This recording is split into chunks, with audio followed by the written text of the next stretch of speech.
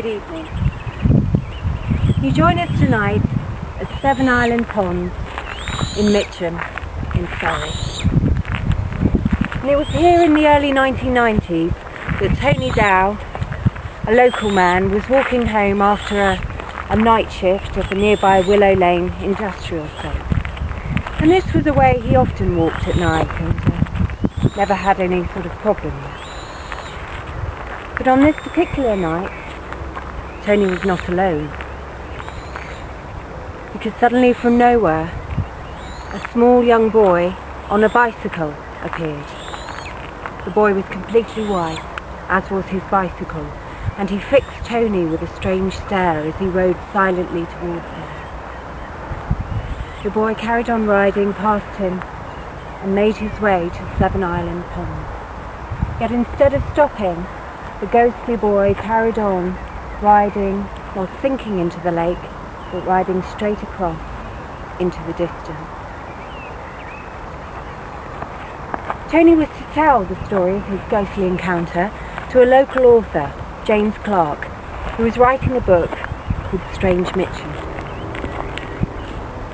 Tony thought that perhaps the boy was somebody who might have drowned here at 7 Islands, but he didn't know really any details. And with most ghost stories, that's usually where the story ends. However, a few years after the book was published, a lady contacted the author, James, and said that she thought she knew who the ghostly boy was.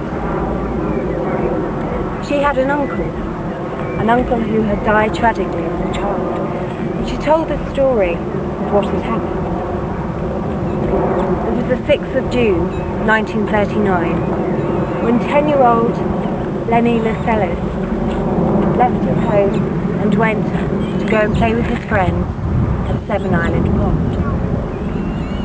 His mother said that he was wearing a bathing suit that day, although Lenny didn't really know how to swim. And he made his way to the pond and decided to have a swimming race with his friends. And he asked them to swim with him out to the middle of the island. Tragically, Lenny never made it across. He was dragged under, and shortly after, Lenny drowned. And his body was removed from the lake and taken to nearby St Heliers Hospital, but by then, it was too late. The lady said that she often thought of her uncle, and his picture used to be in the house where she stayed, a picture of a smiling 10-year-old boy.